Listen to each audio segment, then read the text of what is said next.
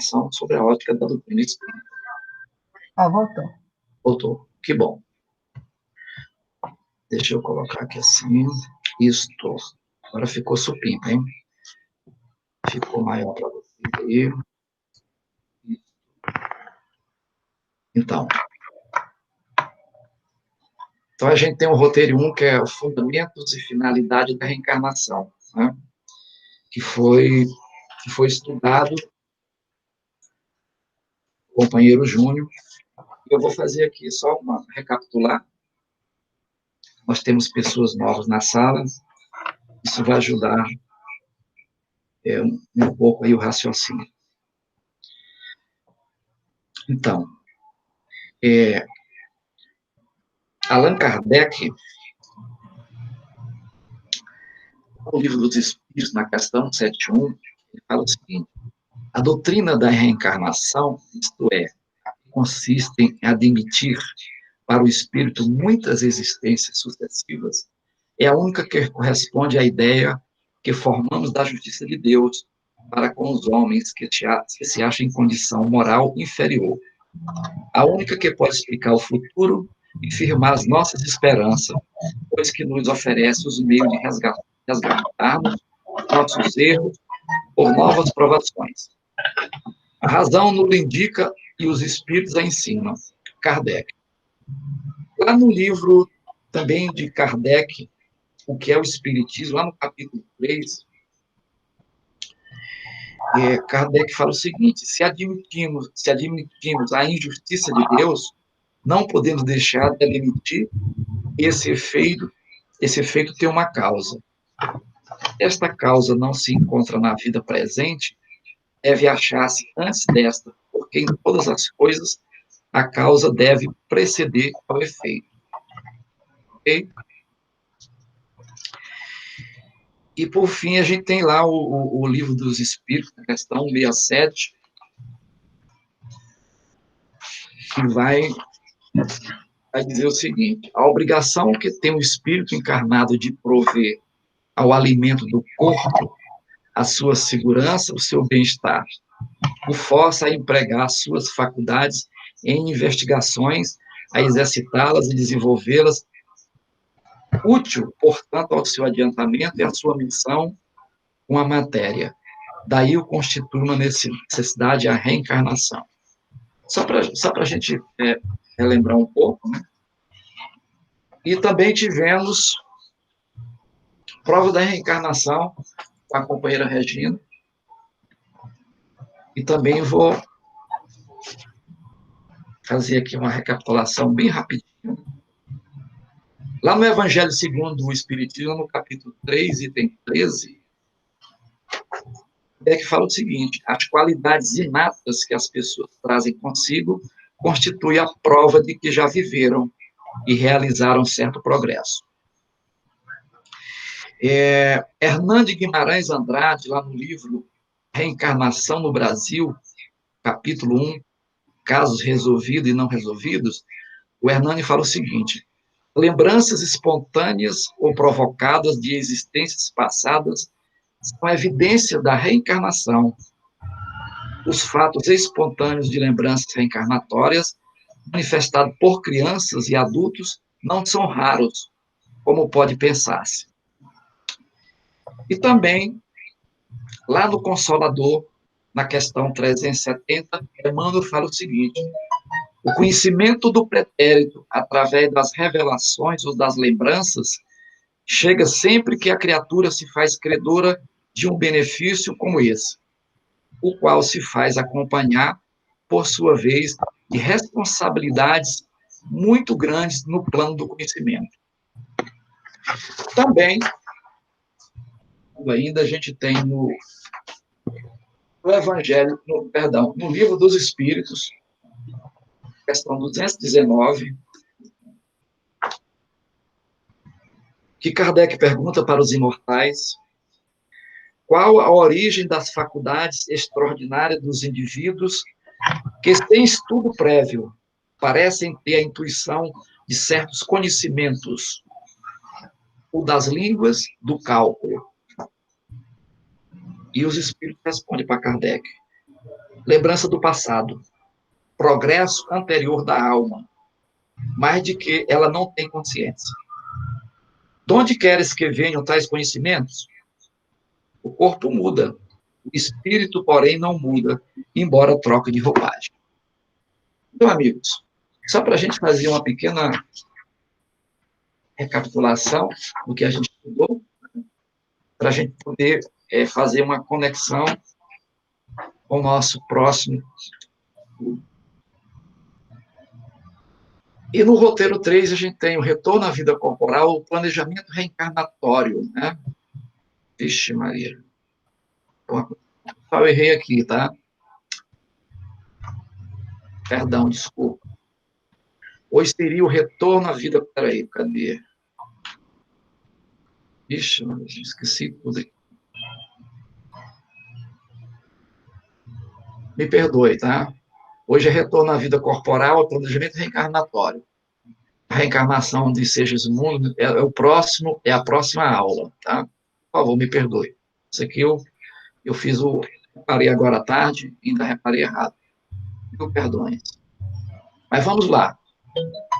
Retorno à vida Oi, corporal. aqui é a Vera. Será que eu entrei? Não sei, né? Entrou. Alô? Seja bem-vinda. Retorno à vida corporal, planejamento reencarnatório. O objetivo específico, analisar as características do planejamento reencarnatório. Refletir sobre a responsabilidade do espírito no planejamento de sua reencarnação. Vilmar, uma observação. Está ao Sim. contrário. A gente está vendo você grandão e o seu slide pequenininho. Vixe, verdade? Na tela maior é que vai ficar o slide, não é? E você fica do ladinho. Não sei se é só no meu. É só no meu que está assim? Eu acho que você parou de compartilhar, não, Vilmar? Não, ele está não ouço como nada. se fosse... Ah, já sei. Eu que tenho que clicar aqui na apresentação. Pronto. Era eu que estava fazendo errado. Tá todo mundo me vendo legal aí, grandão? O slide está grande ou estou grande e o slide está pequeno, pessoal? Tá correto. Tá correto? Tá tudo pequeno para mim. Para mim também. É só clicar em cima da apresentação. Espera aí, só um minuto, tá?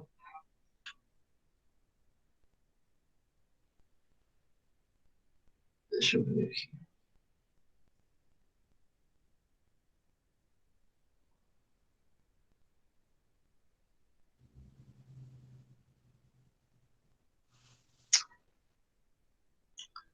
Virem.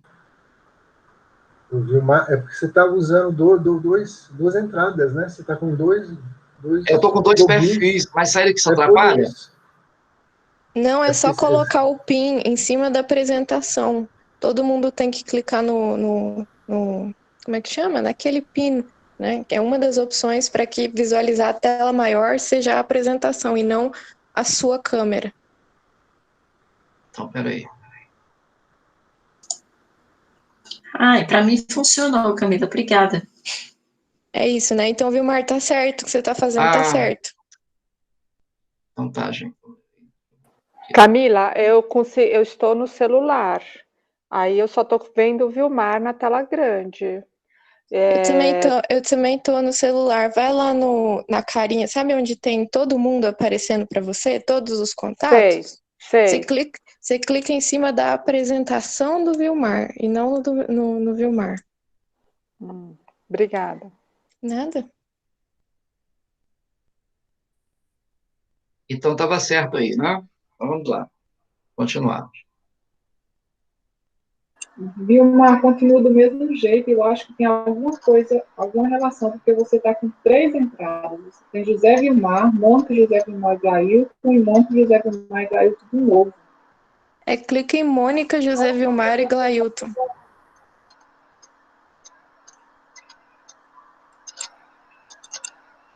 Não, para mim não faz a menor diferença. Aqui, onde está aparecendo a apostila do ESD, sabe? Tem uma entrada que a fotinho é a apostila do ESD, falando doutrina espírita, é a fotinho do Kardec. nos usuários? É isso mesmo. Mas aí quem aparece é o Vilmar, e não a apresentação. Pelo menos para mim. Não sei Ah, se tá. vocês também estão. Não, Pra- você tem que procurar Mônica, vírgula, José Vilmar, tem vários, entendeu? Os participantes, eu também não estava vendo, agora eu estou. Sim, É mas porque a ele... questão é que tem Mônica e José Vilmar 2 vezes. Então, mas Tem 2 perfis meus só. você clica no que está Não é? Mônica, José Vilmar e Glaicon. Aí você clica nele e vê a apresentação. Ok, agora deu certo. Obrigada, gente. Deu certo? Então vamos lá, Deu pessoal. Vamos lá continuar. Então, os objetivos são analisar as características do planejamento reencarnatório, refletir sobre a responsabilidade do espírito no planejamento de sua reencarnação. As obras que eu consultei para fazer o nosso estudo dessa noite foi o Livro dos Espíritos, Missionários da Luz, o Consolador, o Evangelho segundo o Espiritismo e a apostila de vocês, ok? Eu mandei para vocês alguns conteúdos para que vocês dessem uma estudada, não sei se vocês estudaram, porque tem algumas perguntas que eu vou fazer e elas estão justamente nesses conteúdos que eu enviei para vocês, tá? Vamos lá. Eu dividi o estudo em 3 blocos. No bloco 1, a gente vai estudar o planejamento reencarnatório, nivelamento e conceitos. No bloco 2, planejamento reencarnatório, as características gerais. E o terceiro bloco é análise de 3 casos, né? Então, eu vou trazer 3 casos de planejamento reencarnatório que está no livro Missionários da Luz, que a gente possa discutir, refletir. Então, o primeiro bloco, nivelamento de conceitos. Precisamos compreender, do ponto de vista espírita, o que vocês entendem por provas? Quem quiser responder, pode abrir seu microfone. Isso está... Oi, Vilmar. Oi? Eu sempre entendi provas como provações, né, obstáculos, né, situações difíceis que a gente passa na nossa encarnação. E aí, naquele item do capítulo 5 do Evangelho que você mandou para a gente ler, eu vi que ele faz uma distinção, né, sobre provas e expiações, não é isso? Teria uma diferença? Tem uma diferença entre prova e expiações, tá? E a gente vai estudar isso hoje. Ok? Então, vamos lá. Lá no livro Instrução Prática sobre as Manifestações Espíritas, Allan Kardec fala o seguinte: provas, vicissitudes, revés da vida corporal, pela quais os espíritos se purificam segundo a maneira pela qual as suportam. E Kardec esclarece, né? O espírito desprendido do corpo, reconhecendo sua imperfeição, escolhe ele próprio, por ato de seu livre-arbítrio, o gênero de provas que julga mais adequado ao seu adiantamento em uma nova existência. Então, a prova segundo o Espiritismo serão o quê? Serão as dificuldades que o espírito vai ter que enfrentar, dificuldades estas, fruto das escolhas que ele fez em encarnações passadas, e muitas vezes feita ainda nessa existência. Tem muitos amigos nossos aí que estão passando por alguma dificuldade, fruto de escolhas que fizeram, e agora a lei de causa e efeito, que é uma lei divina, está cobrando, responsabilizando, né, essas pessoas pelas escolhas equivocadas que eles fizeram. E o Kardec conclui: se ele escolhe uma prova acima de suas forças, sucumbe, e o seu progresso é retardado, né? Então, Alguns espíritos, muitas vezes, eles, apesar de serem aconselhados, eles insistem em fazer uma prova que ele não dá conta. Como ele tem um livre-arbítrio, né? Aí acontece que retarda o seu progresso. E precisamos saber, e sobre a ótica espírita, o que vocês entendem por expiação?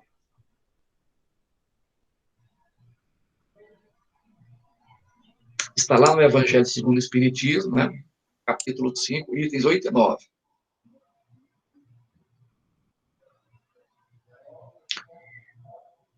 Ninguém se arrisca?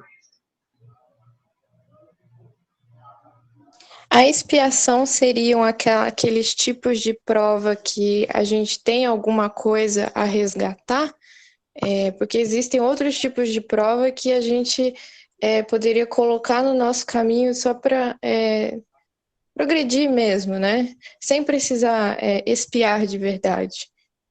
Muito bom. É isso mesmo, tá? A expiação, vamos lá. Expiações são tribulações da vida que o espírito, em dívida com as leis divinas, tem que passar. Então, a expiação, ela é imposta, né?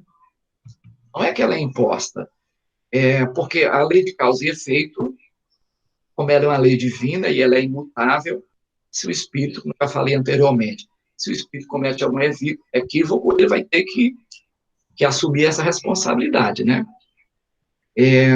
Que tem que passar tanto no estado corporal, por meio de provas, como no espiritual, pelos sofrimentos morais que o estado de inferioridade lhe impõe. Então, tanto a prova como a expiação, ela pode acontecer tanto aqui no encarnado, como no plano espiritual. Mas vamos lá. Pessoas, fiquem tranquilas. Se quiserem perguntar alguma coisa, por favor, vocês podem perguntar. Podem me interromper, não tem problema. Valdir, Vilmar, eu tenho uma pergunta. Por favor. Por exemplo, a expiação, um espírito ele pode fazer a expiação do que ele cometeu nessa vida, ainda nessa vida? Por exemplo, digamos que uma pessoa cometeu um assassinato nessa vida. Essa expiação, ela já pode começar a correr ainda nessa existência ou ele precisa desencarnar para iniciar o processo de expiação? Não, se você cometeu um assassinato, se você cometeu um furto, se você cometeu algum ato que infringisse a lei do Código Penal nosso, você é recolhido a uma penitenciária, você já começou a digamos, pagar. Não, eu não gosto dessa palavra pagar, mas você já começou a resgatar, né? Você já começou a assumir as suas responsabilidades. Então, começa aqui mesmo, tá? A espiar. Começou a espiar aqui mesmo, né? Você já começou, e às vezes não precisa você nem ir para uma cadeia, né? Às vezes você comete alguma coisa na família, a família te expulsa de casa. Por exemplo, quando os nossos irmãos faz a opção pelo uso de drogas, muitas vezes os pais expulsam os filhos de casa porque não conseguem suportá-los dentro de casa. Então, esse menino ele começa a sofrer um processo de expiação já agora na vida presente. Aí, continuando, né? As tribulações da vida podem ser impostas a espíritos endurecidos ou muito ignorantes, para levá-los, mais tarde, a fazer uma escolha com conhecimento de causa, né?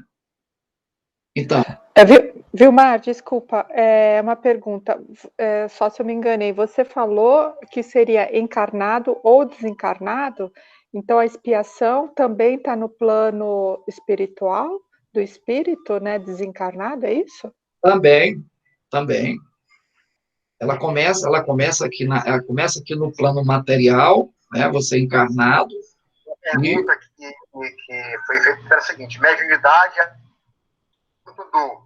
Aí na resposta dizer que era atributo do espírito, né? E aí entrou um pouco de contradição, entre aspas, com o texto de André Luiz que eu tinha lido em um livro, que era Evolução em Dois Mundos, e também no livro Mensageiro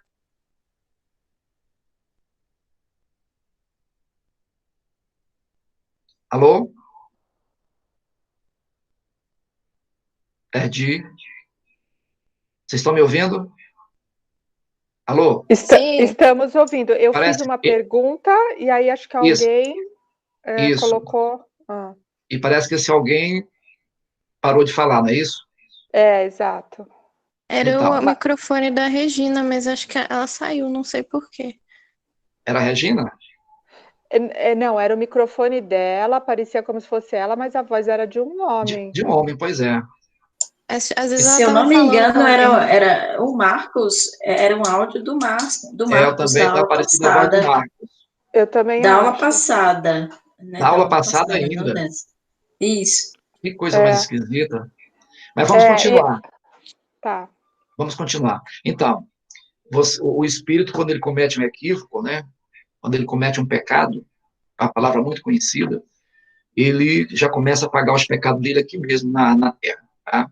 E isso, digamos que ele foi preso e ficou 10 anos de cadeia, dado pelo juiz, que sentenciou 10 anos de cadeia pelo crime que ele cometeu. Isso não quer dizer que ele expiou esse crime aqui, tá? Por quê? Porque a justiça dos homens é muito falha. A justiça dos homens, ela é diferente da justiça divina.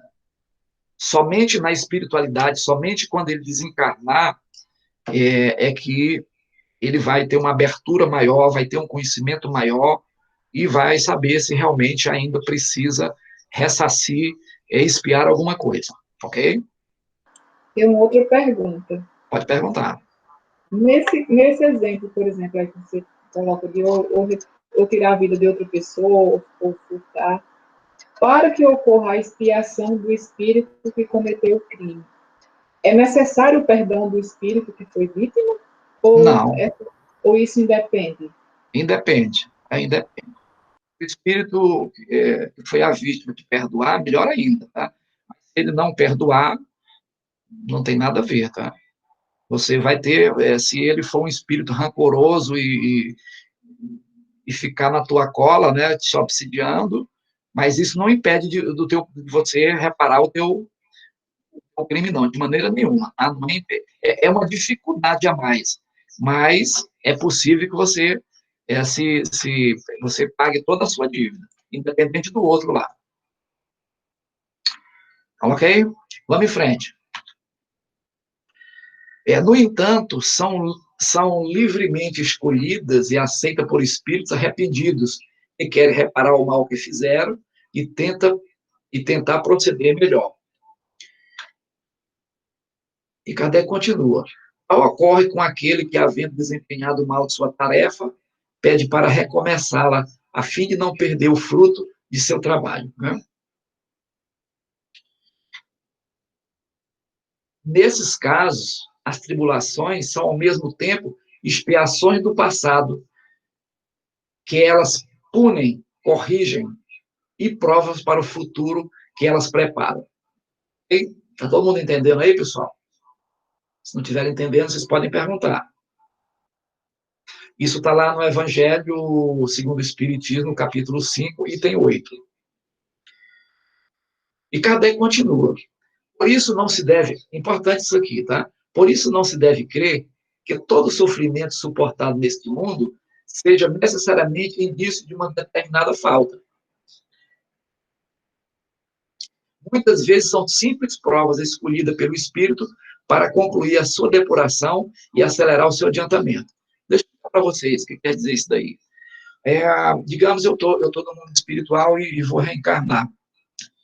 E, de acordo com o meu cadastro, o meu dossiê, é um dossiê muito pesado. Eu fui um espírito que cometi muito furto, roubo, e agora eu vou retornar, e já fiquei muito tempo lá no mundo espiritual, antes de chegar numa casa de recuperação, onde eu pude ser amparado, acolhido, eu fiquei alguns anos no umbral, né, até que me arrependi, e agora eu estou querendo retornar.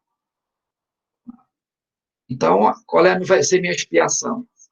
A minha expiação tem que reparar, porque eu cometi roubos e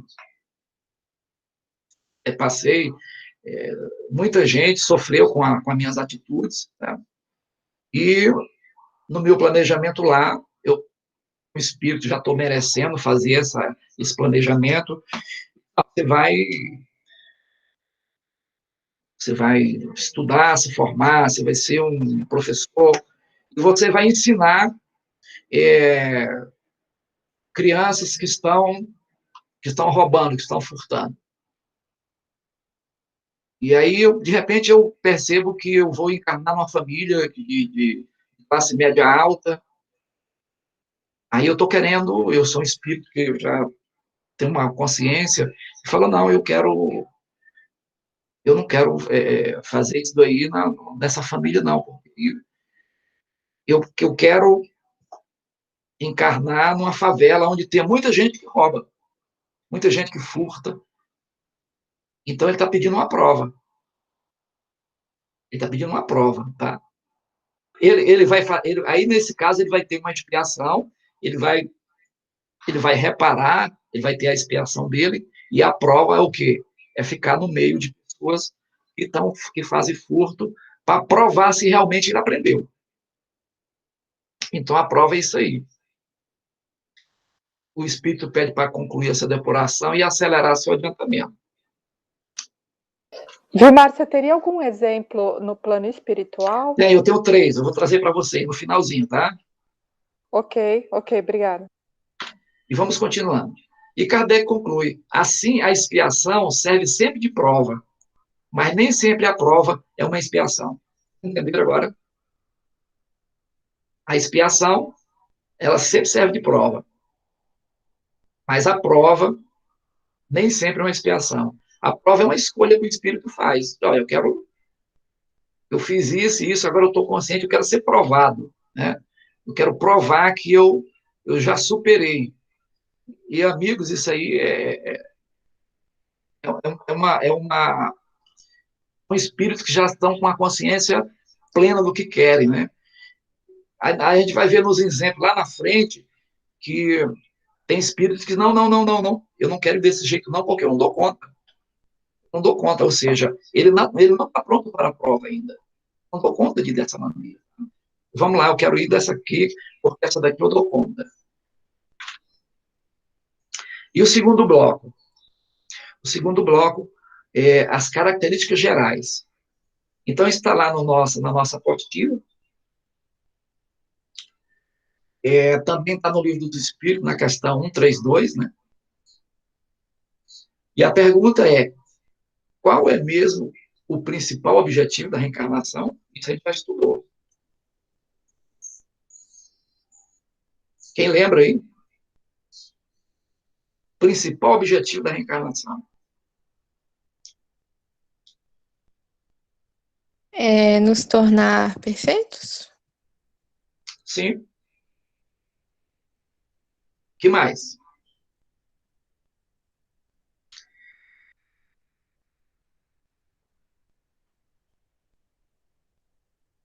Vamos lá. Possibilitar ao espírito engendrar seu próprio progresso e dar-lhe condições de cumprir sua parte nobre da criação. Respondeu aí, né?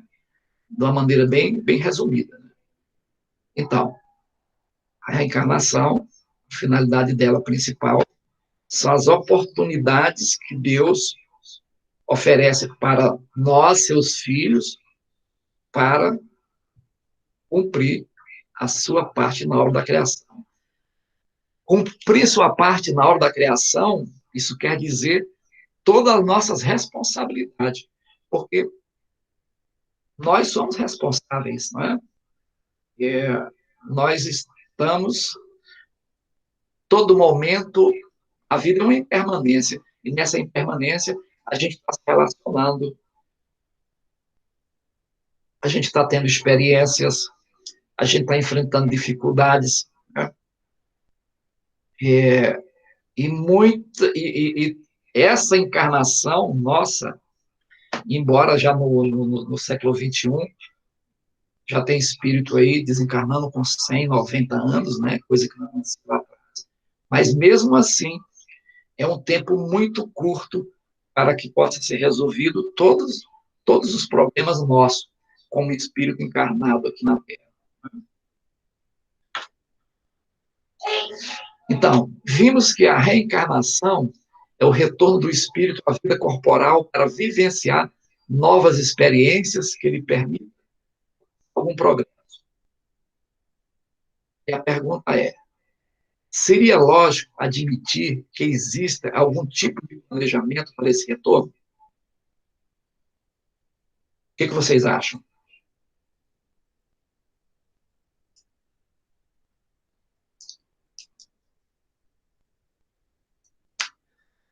O espírito se planeja, ou não existe assim uma organização? Eu acho que sim, Gilmar. Eu acho que eu tenho quase certeza que sim, né?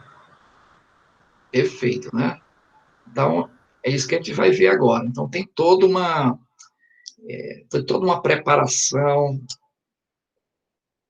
projetos, né? Algumas escolhas que o espírito pode fazer. E aqui vai uma explicação que é fundamental que a gente possa compreender, né? Quando nós estamos falando de espíritos, a gente sabe que os espíritos são igual a nós aqui na Terra, né?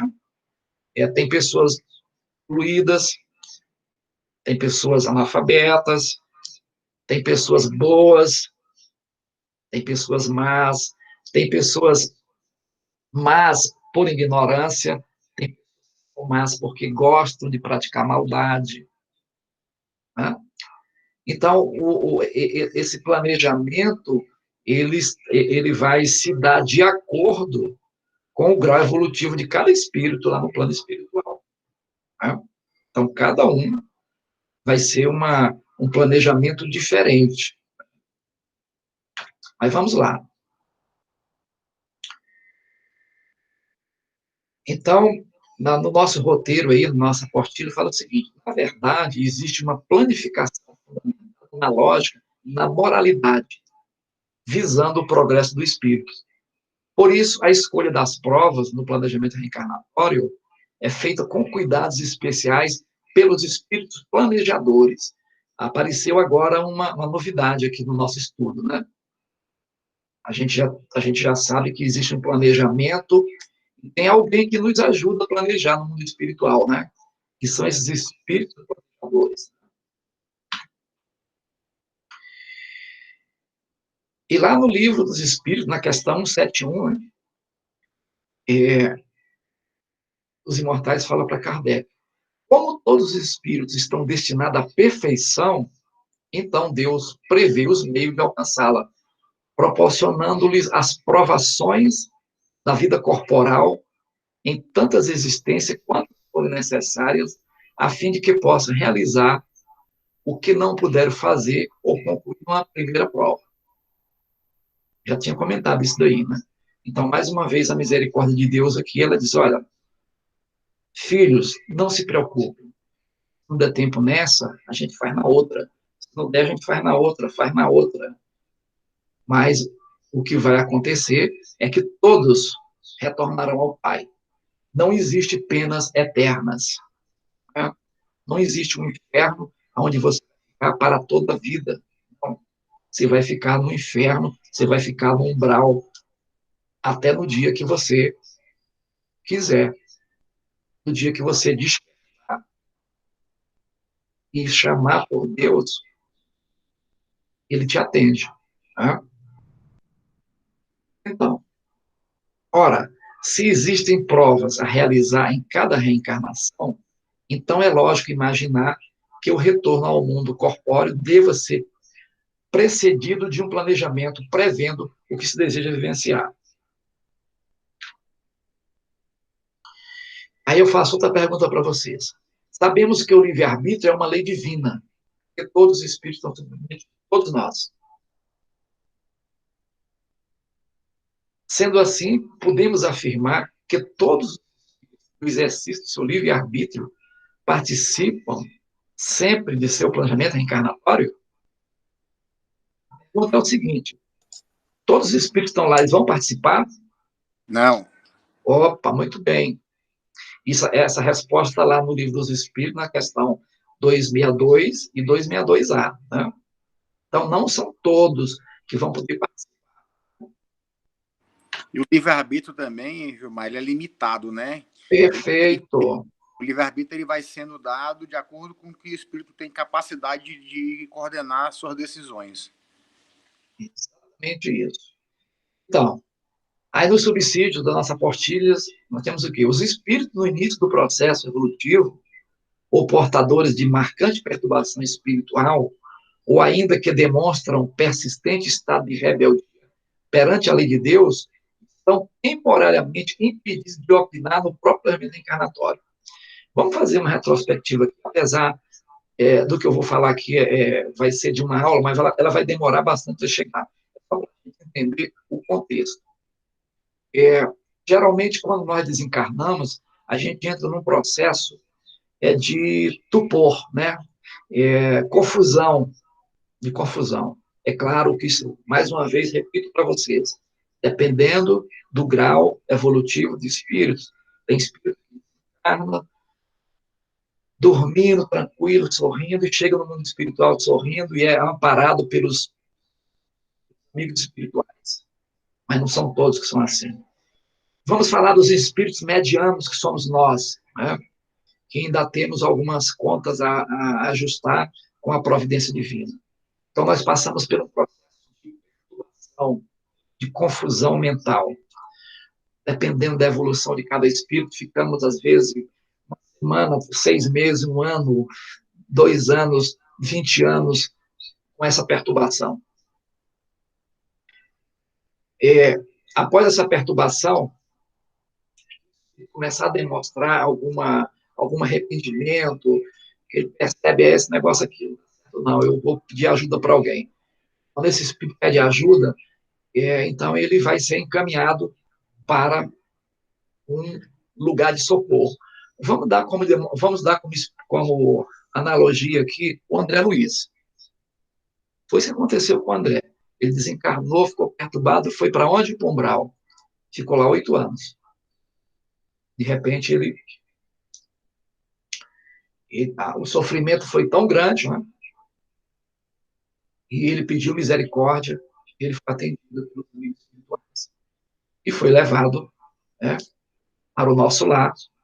E o nosso lar é uma casa que tem um departamento que trata do Mas vamos em frente. No caso de espíritos que ainda se encontram no início da sua caminhada evolutiva, importante isso aí, tá, gente? E ainda na condição de simples ignorante, sem experiência, Deus lhe supre a inexperiência, traçando-lhe o caminho que deve seguir, como fazes com uma criança desde o berço. Essa é a questão do 262. Kardec vai dizer, peraí, e aí como é que fica a questão dos espíritos ignorantes? Você vai cobrar dele a mesma coisa que cobra do espírito que evoluiu, que já aprendeu. Esse cara começou agora. Ou seja, lá no começo, foi criado. Então, contudo, pouco a pouco, à medida que seu livre-arbítrio se desenvolve, ele, Deus, o deixa livre para escolher, então, e com muitas vezes o espírito se extravia. Mas vamos dar um exemplo bem prático disso aqui para a gente compreender melhor. É quando a criança, né? Vamos que a criança nasceu e ela, o que ela é? Sempre ignorante.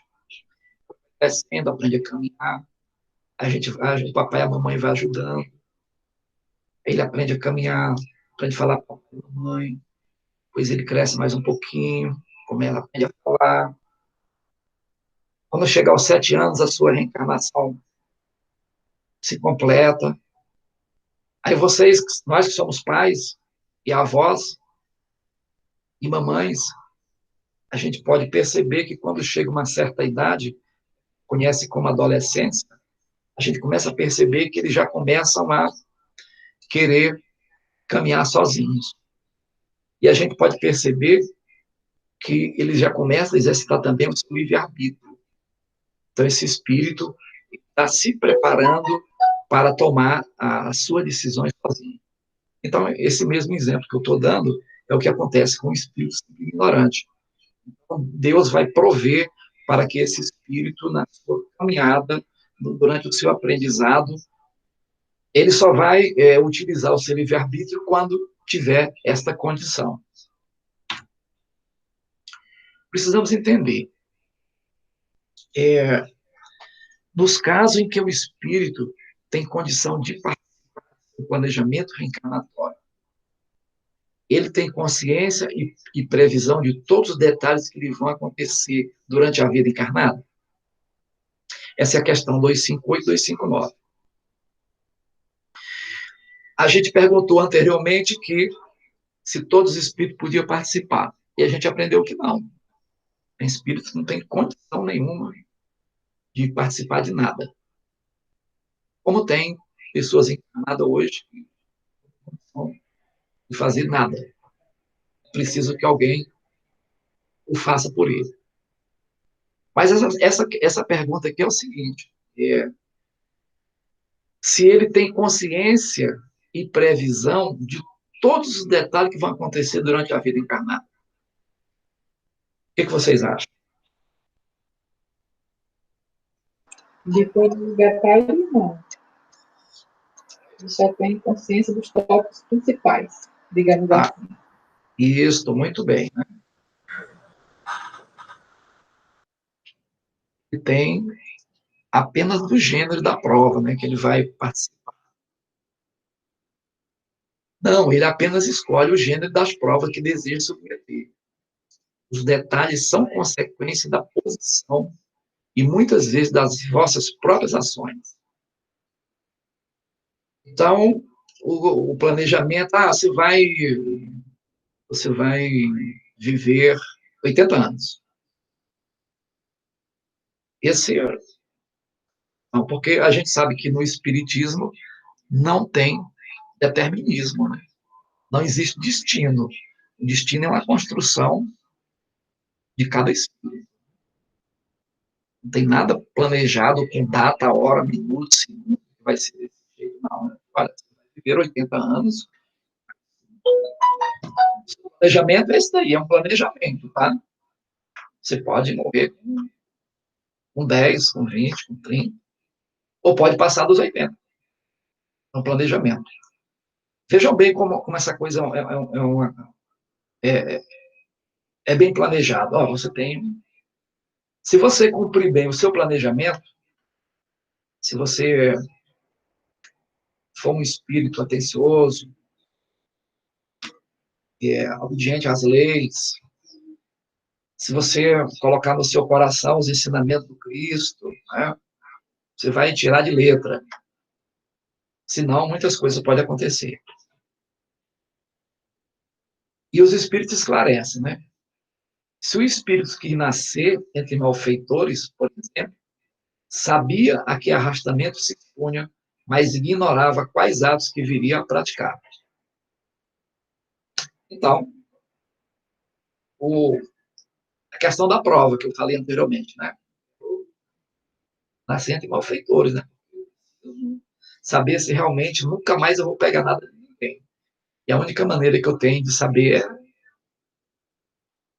vivendo junto, sendo tentado, né? Sendo tentado. E nós temos hoje espíritos nobres, né? Mesmo entre nós, ainda com muitas falhas, que já superamos essas questões, algumas delas, né? Não todas. Já superamos. Existem algumas coisas hoje que, embora outros espíritos que ainda não atingiram essa perfeição, chegam para nós e falam: fulano, vamos fazer isso.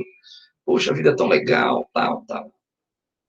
Mas aí você já subiu a escadinha. Porque o espírito ele não retrógrada, ele não retorna. Você já aprendeu, né? E você simplesmente vai dizer não, né? Isso acontece muito naqueles homens e mulheres sábios que se uniram em matrimônio e de repente acontece uma tentação e aquele espírito, aquele homem, daquela mulher vai dizer para o outro: nossa, mas eu sou compromissado, eu amo outra pessoa, né? Ó, uma prova. E essa prova acontece todo dia. Enquanto tem outros que abrem a guarda e se deixam engendrar pela tentação. Então, a melhor maneira da gente saber se a gente está mesmo bem é quando as provas acontecem. Vamos falar de exemplo simples. O trânsito, né? Eu lembro que eu, com 30 anos, nossa, eu era um mau exemplo de motorista. Respeitava o outro, xingava, estava sempre com razão. E o tempo foi, a gente foi aprendendo, né? Hoje um cara me fecha e eu rezo para ele, vai lá, meu bem, vai embora, seja feliz. Olha que mudança. E quando acontece isso comigo, eu fico lembrando de, nossa, como é bom a gente se modificar e ficar para melhor. Quantos aborrecimentos eu teria evitado, quantas discussões, muitas vezes perigosas, eu teria evitado se tivesse sido prudente, se tivesse sido benevolente, indulgente, e tivesse aprendido a perdoar. Né? Então, por que a prova é tão importante para o espírito? Porque a prova, ela vai nos qualificar para saber se realmente eu aprendi. Sem a prova, o espírito fica naquela. Muitas vezes a gente está, puxa vida, eu sou um espírito, até que eu estou evoluído, tal. De repente acontece uma dificuldade, seja ela qual for, surge uma calúnia. Eu sou presidente da ASFA hoje, de Assis. No dia 20 agora, uma pessoa me ligou, um aposentado lá de Santo Meio do Maranhão. Ô, José Vilmar. Pois é, seu Vilmar. O senhor está me roubando. Aqui no meu contra-cheque, a sua casa espírita pegou um empréstimo. Eu falei, não, meu amigo, não sou eu, não. É o senhor, sim. Aí eu expliquei para ele que não era, estava havendo um engano. Quando foi, no outro dia, ligou outro, depois ligou outro. Já tem 5 pessoas que estão ligando para mim, ou seja, tem uma quadrilha de pessoas extorquindo dinheiro dos aposentados da ASFA. E está dizendo que isso é uma calúnia. Né? Se fosse algum tempo atrás, já tinha trocado palavrão com as pessoas. Né? Então, aos poucos, a gente vai descobrindo, por meio dessas questões, por meio dos nossos relacionamentos, por meio das nossas experiências, tanto dentro da família, como fora da família. Dentro da família é a mesma coisa. Está sendo provada a toda hora. Com a esposa, com o esposo, com os filhos, com os cunhados, com os tios. Né? Então, a gente fica sabendo tudo. E eu, crente que tinha aprendido tudo, nada. Bastou mexer nos meus calos que eu virei uma naja daquela que picou o rapaz aqui em Brasília. Deve você tomar cuidado com isso aí. Mas vamos em frente. Os espíritos continuam. Ao escolher tal caminho, sabe o espírito que gênero de lutas terá que sustentar. Sabe, portanto, a natureza das vicissitudes que irá encontrar. Mas ignora quais os acontecimentos que o aguardam. Se escolhes um caminho acidentado, sabes que terá de tomar muitas precauções, porque grande é a probabilidade de caíres. Ignoras, no entanto, em que trecho cairás, mas é possível que nem caias, se for bastante prudente. Aqui os espíritos estão dando um exemplo para nós, né? Se ao passar pela rua uma telha cair na sua cabeça, não crês que estava escrito, ou seja, era para acontecer, como se diz vulgarmente. Não existe destino, predestinação. Agora, se você está vindo, caminhando, e de repente você precisa passar debaixo de um barracão, cheio de telha lá, e você vê que o barracão está num estado horrível, péssimo estado, cheio de a madeira que sustenta as telhas, tudo podre, tudo caindo, e você vai passar. Aí a coisa muda. Aí a coisa muda. Porque você viu, você presenciou, você sabia que havia um risco, e mesmo assim você passou. Totalmente diferente. Suponhamos que você esteja em vias de encarnar e tem condições de participar de seu planejamento reencarnatório. Que critérios você adotaria na escolha de suas provas? E aí, alguém quer falar alguma coisa? O que vocês iriam pedir no planejamento reencarnatório de vocês?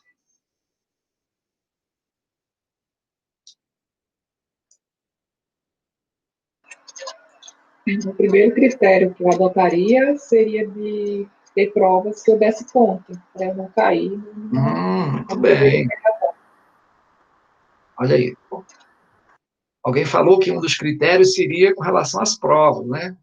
A expiação a gente já sabe. A expiação, quando você está lá, você diz, ó, a tua dívida é essa daqui. Aí você olha assim, nossa, e agora? Que prova que eu vou... Porque as provas não são obrigadas você escolher. Você pode só fazer a tua expiação. O processo é mais demorado. Mas, se você está fortalecido, não, eu quero a prova. Quero ver se eu vou ultrapassar isso daí. Que mais, gente? Que mais vocês achariam que poderia ser incluso no planejamento reencarnatório?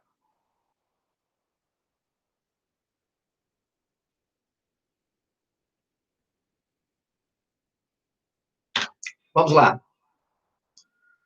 O espírito deve escolher de acordo com a natureza de suas faltas, as provas que o levem a espiá-las e o façam progredir mais depressa. Então, cheguei aqui e meu dossiê, nossa, coisa demais, sei quantas páginas. Vou perguntar para os espíritos planejadores, né? E aí, o que eu posso aqui, o que eu não posso? E eles vão te ajudar, eles vão te auxiliar nessas escolhas. Uns, portanto, impõem a si mesmo uma vida de misérias e privações, a fim de tentar suportá-las com coragem. Deve ter sido a que eu escolhi, tá? Outros querem experimentar as tentações da riqueza e do poder, muito perigosas, pelo abuso e mau emprego que delas se possa fazer e pelas más paixões que desenvolve. Então, a pobreza é ruim, a riqueza é perigosa, muito perigosa, porque a riqueza te dá poder. E se você não souber controlar o poder, você se perde mais rápido. Mas vamos lá. Concluindo. Outros finalmente querem ser provados na luta que terão de sustentar no contato com o vício. E assim, a gente continua. Precisamos compreender. Como pode o espírito querer nascer entre gente de má vida? Essa é a questão 260 do livro.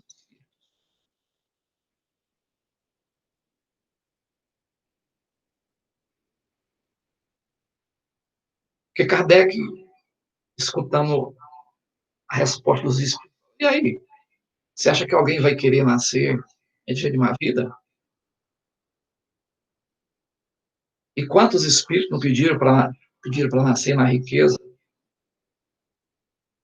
Depois tiveram que amargar, porque não souberam administrar? Os imortais esclarecem. É necessário que seja posto no meio onde possa sofrer, submeter-se à prova que pediu. Igual a Érica falou ali, eu vou uma coisa que eu dou conta de fazer.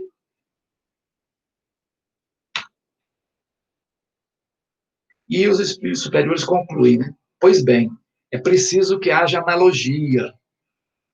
Para lutar contra o instinto do roubo, é indispensável que se encontre entre gente dessa espécie. Tá? E agora, pessoas, vamos para o terceiro bloco. Planejamento reencarnatório. Análise de 3 casos. Esses casos estão no livro Missionários da Luz, lá no capítulo 12, Preparação de Experiências. Eu mandei para vocês, eu peguei a parte que interessava e mandei para vocês darem uma lida para vocês poderem compreender. Mas é fácil a compreensão, tá? Vamos lá. Nosso lar. Todo espírito quer ir para lá. Vocês sabiam disso? Todo mundo quer ir para o nosso lar. Bonito lá. Tá? Cheio de prédio.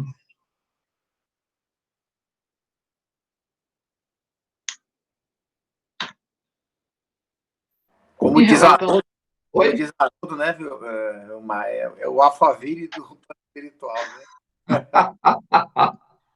É o clube, o Alphaville, para Dom Brown. É muito, muito bonito, tá? Nosso lar. Mas eu vou para onde eu merecer ir, tá? Lá, Dom Brown, qualquer lugar que for, eu vou fazer a mesma coisa que eu estou fazendo aqui.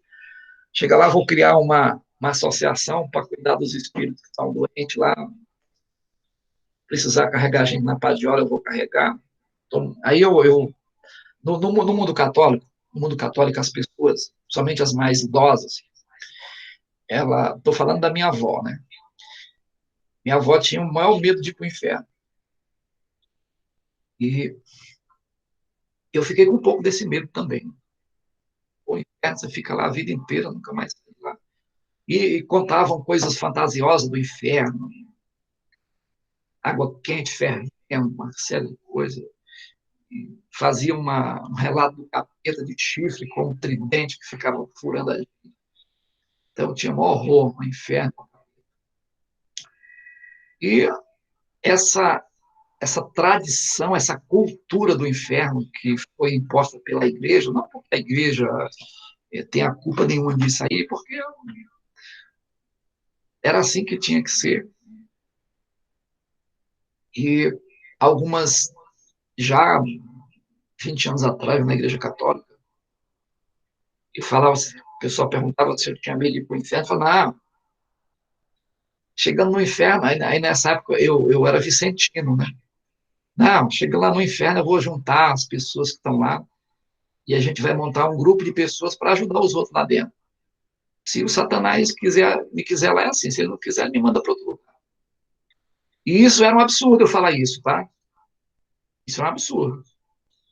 Algumas pessoas não aceitavam esse meu comportamento. Vamos lá.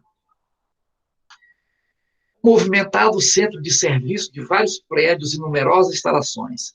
Árvores acolhedoras enfileiravam-se através de extensos jardins, imprimindo encantador aspecto à paisagem. Só envio aqui, dá vontade de ir para lá. Vamos lá. Instituto de Planejamento e Reencarnações. Então, lá no nosso lar, tem esse lugar lá. Explica André Luiz. Muitos desses irmãos passavam juntos, está aqui na imagem, né? Galera caminhando aqui.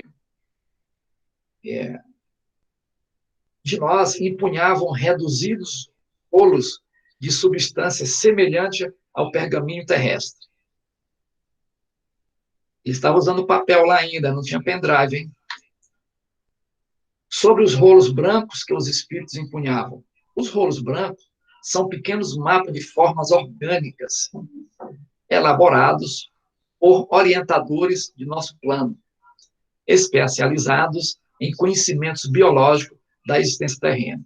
O que o André está querendo dizer para nós? E tem uma grande equipe lá no nosso lar, especialistas, biólogos, médicos, né? Todo mundo trabalhando na questão dos processos reencarnatórios. Olha esse outro pavilhão aí, ó. Pavilhão de desenhos. Aí o cara está desenhando, aí todo mundo ali, ó. Homens e mulheres, muita gente trabalhando. E Vilmar, parece... Oi? desculpa interromper aí, Vilmar. Fique à vontade, amigo. Eu não sei se é meu... Eu só estou vendo você, eu não estou vendo projeção nenhuma, não. Ah, tá não? Opa, mas tá, eu estou aqui monitorando com o celular, tá no ar, viu? Ah, então deve ser o meu aqui, deixa eu tentar ajustar. Desculpa atrapalhar aí. Pois não, amigo, não atrapalha não. Por favor, fique à vontade. Sintam-se no nosso lar.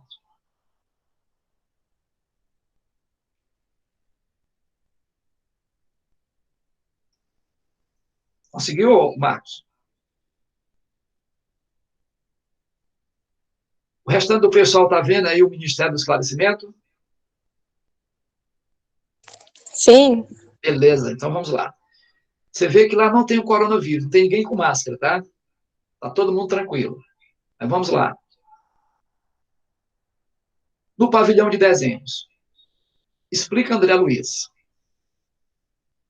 Pequenas telas demonstrando peças do organismo humano estavam ordenadamente em todos os recantos. Espalhavam-se desenho de membros, tecidos, glândulas, fibras, órgãos de todos os feitios e para todos os gostos.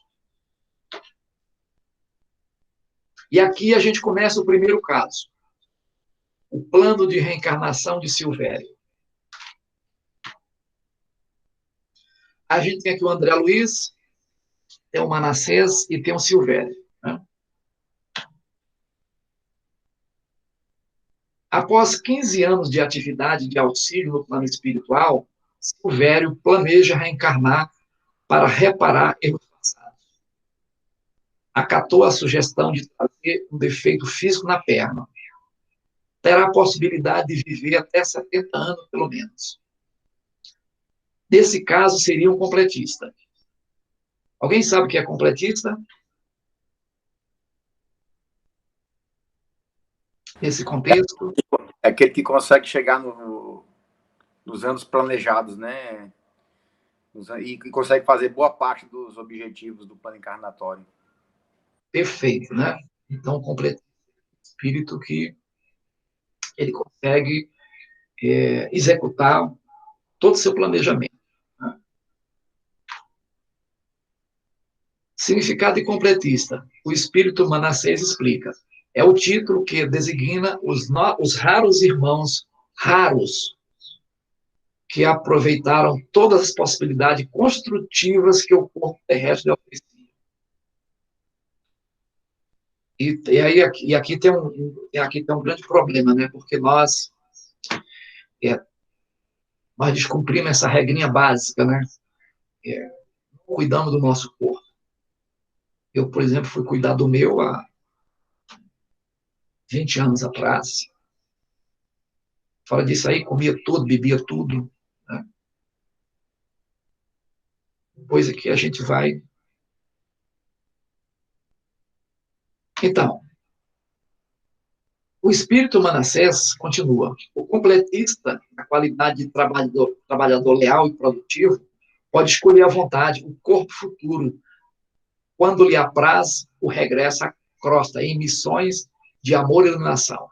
E tem aquele espírito que já está consciente, né? Ele já vem aqui para o orbe, ele já vem para a terra, para a crosta, em trabalho de missão. Né? Precisamos saber também, nesse caso, qual seria a principal finalidade da reencarnação de Silvério?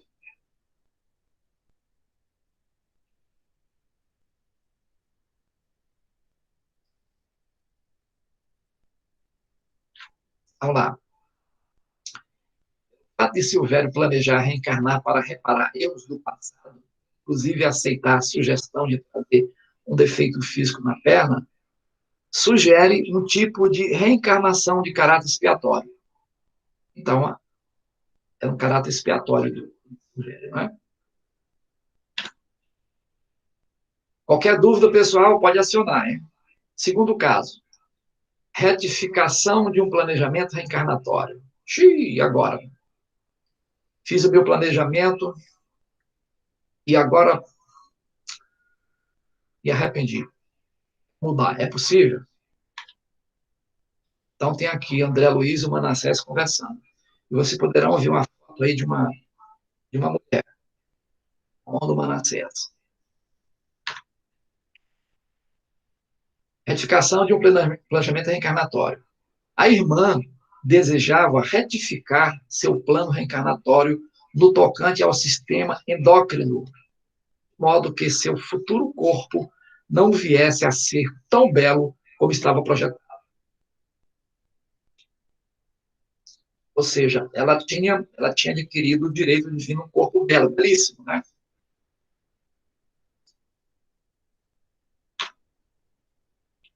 Precisamos entender o que podemos deduzir desse pedido de retificação do planejamento reencarnatório do que ela estaria receosa.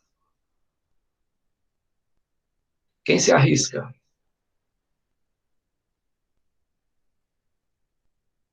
Pode repetir, uma pergunta, por favor? O que podemos deduzir desse pedido de retificação do planejamento reencarnatório do que ela estaria receosa?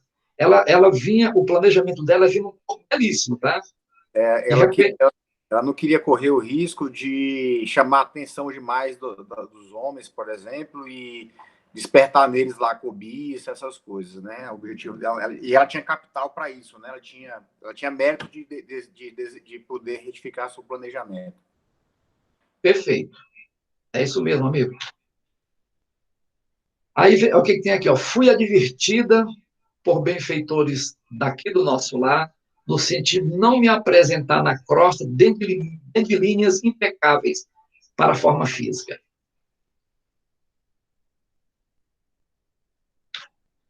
Em razão disso, para que eu tenha mais possibilidades de êxito em meu favor, na tarefa que me proponho desempenhar, estimaria que a tireoide e as paratireoides não estivessem tão perfeitamente delineadas.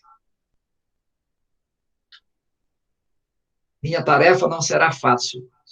Devo reaver um patrimônio espiritual de grandes proporções. Preciso fugir de qualquer possibilidade de queda. E a perfeita harmonia física me perturbaria as atividades. É justamente isso, Marcos.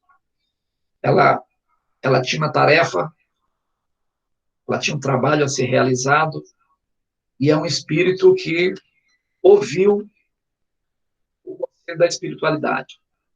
Né? Ou seja, não é melhor.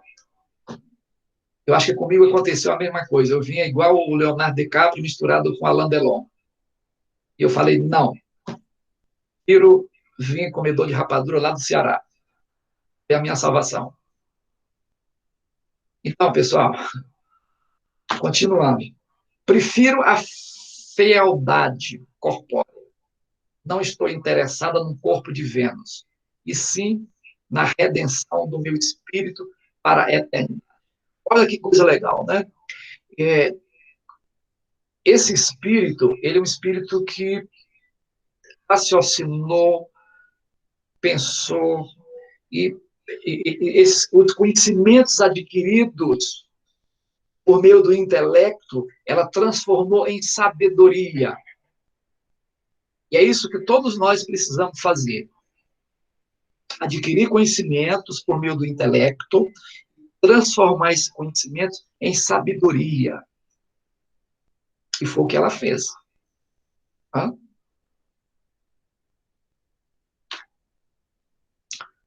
Terceiro caso.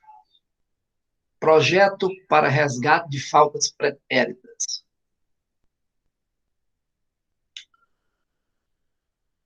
Úlcera planejada.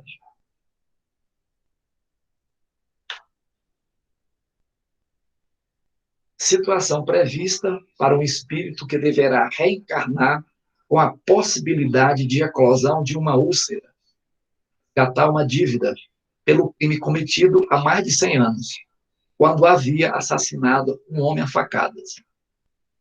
Você viu que eu coloquei de amarelo aí, ó, crime cometido há mais de 100 anos. Dá até para esquecer que você cometeu o crime. Vocês lembram lá no começo que a gente estava comentando a pergunta da minha amiga que perguntou se a gente começava a expiação aqui na Terra? Nós demos exemplo dos nossos irmãos que estão nas cadeias. Esse espírito também ficou na cadeia. Mas ele não reparou tudo. Por quê? A justiça divina é diferente da dos homens, né? Então, vamos lá. Logo que se entregou ao homicídio, como acontece muitas vezes, a vítima desencarnada ligou-se fortemente a ele. E da semente do crime que o infeliz assassino plantou no momento, colheu resultados terríveis por muitos anos. E aqui a maioria das obsessões, hoje, elas são decorrentes justamente de pessoas que a gente cometeu equívoco, que a gente tratou mal, que a gente matou. Né? Esse espírito, quando ele desencarnou, ele ficou na cola do homicida o tempo todo. Não deixou ele de mão. Sob vigorosa imantação de ódio, a entidade desencarnada passou a vingar-se do homicida continuamente, matando-o devagarinho, através de ataques sistemáticos pelo pensamento mortífero.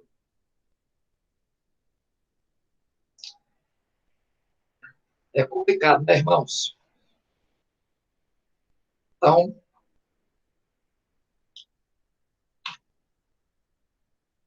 após a desencarnação, o homicida sofreu muito nas regiões umbralinas. Arrependeu-se, aproximou-se da vítima, beneficiando em louváveis serviços de resgates e penitência.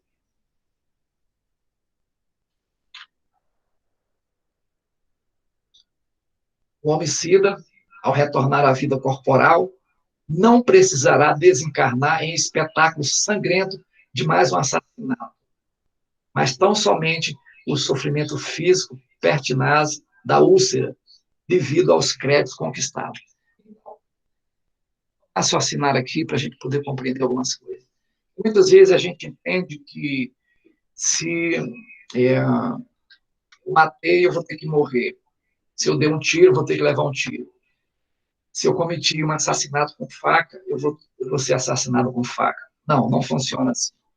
Pode até ser que você seja assassinado com faca. Pode ser, sim. Mas a providência divina, ela faculta, ela provê recursos variados para que você possa modificar o que vai acontecer no futuro. E esse caso aqui é um caso semelhante. Né? Então, no lugar dele ser assassinado, ele sofreu uma úlcera, né? Devido aos créditos conquistados. Então, o espírito, ele poderá fazer as transformações que achar necessária.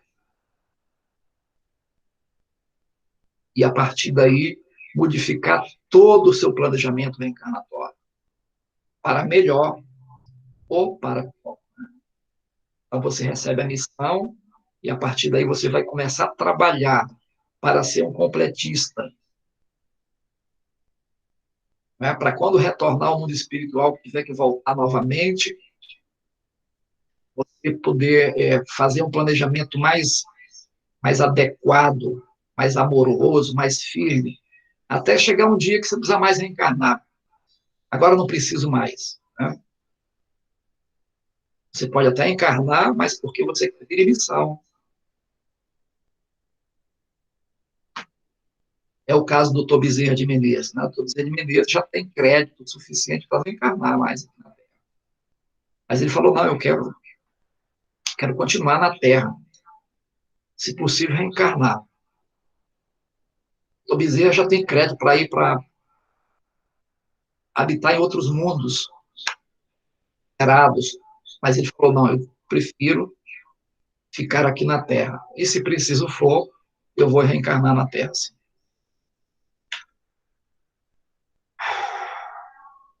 Desse plano reencarnatório, percebe-se que o homicida planeja pagar sua dívida apenas com uma úlcera. Qual a razão do abrandamento dessa expiação? O que acham? Já até falamos aqui, né? O amor cobre uma multidão de pecados. O amor cobre uma multidão de pecados. A justiça divina sempre se cumpre. No entanto, tão logo o espírito realize sua transformação moral e arrependa-se do que fez, seu processo expiatório é atenuado. A gente saber isso daí, gente. A partir do momento que nós procuramos nos modificar, nós imediatamente somos amparados pela providência divina. Não interessa qual é a dificuldade que tenhamos hoje, que todos nós a temos. Alguns em menor escala, outros em escalas monstruosas. Eu estou falando de espírito. Todos nossos, as nossas dificuldades. Só nós sabemos. E, claro, a providência divina. Né? Ninguém mais sabe. O marido não sabe, o irmão não sabe, só nós sabemos. E é preciso que a gente desperte para isso. A Joana fala que é preciso encarar as sombras, né? Porque cedo ou tarde ela vai te aparecer, e se você não cuidar, ela vai te aparecer de uma maneira que você não vai gostar muito, que vai gerar muito sofrimento. Então é preciso que a gente encare agora, frente a frente. E a providência divina está junto para nos auxiliar. Então, aqui tem uma pequena conclusão do estudo.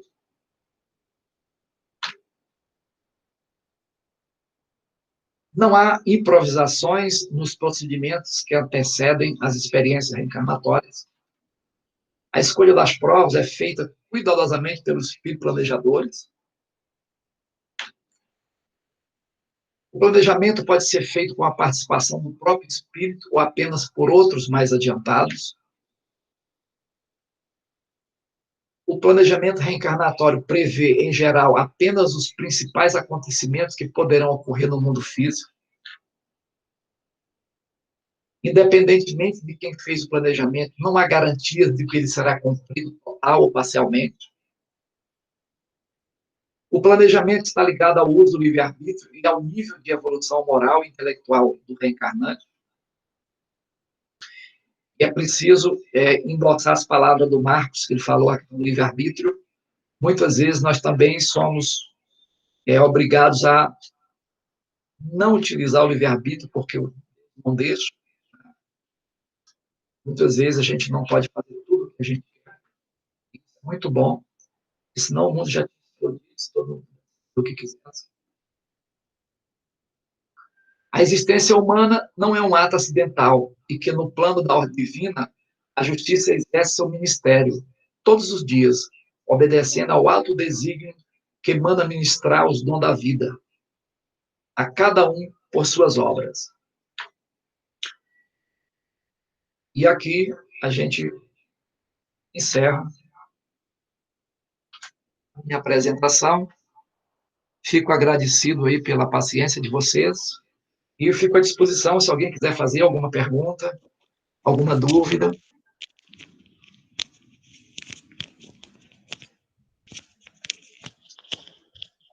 Alguém quer fazer alguma pergunta? Dúvidas?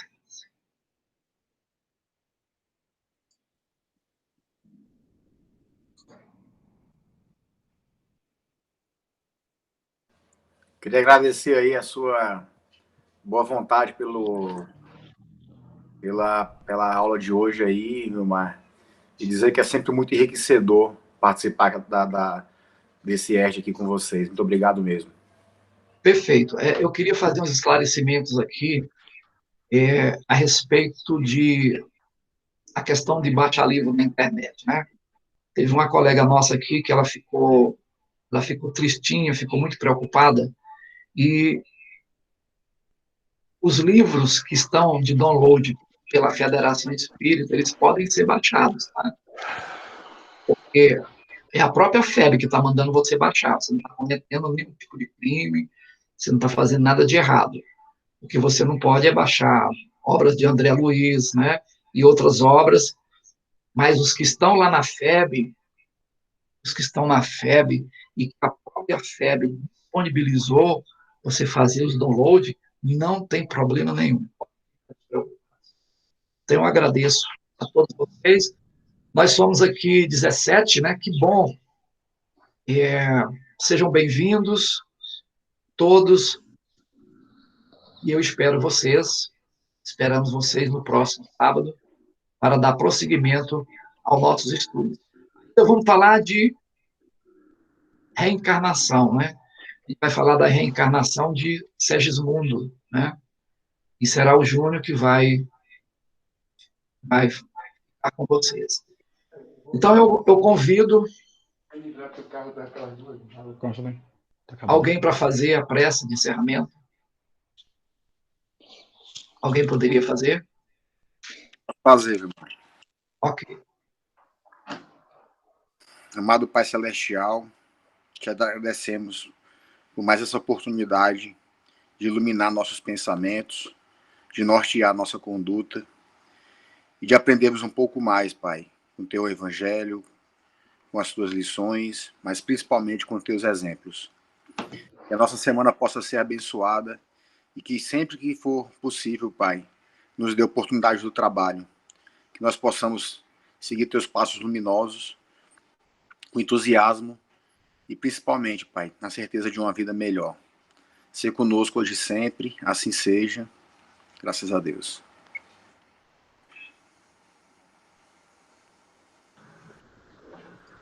Graças a Deus. A todos um excelente final de semana. Paz e bem. Paz e bem. Boa noite a todos. Obrigada, Vilmar. Boa noite. Obrigado, Érica. Boa noite, obrigada. Paz e bem para você. Boa noite. Boa noite.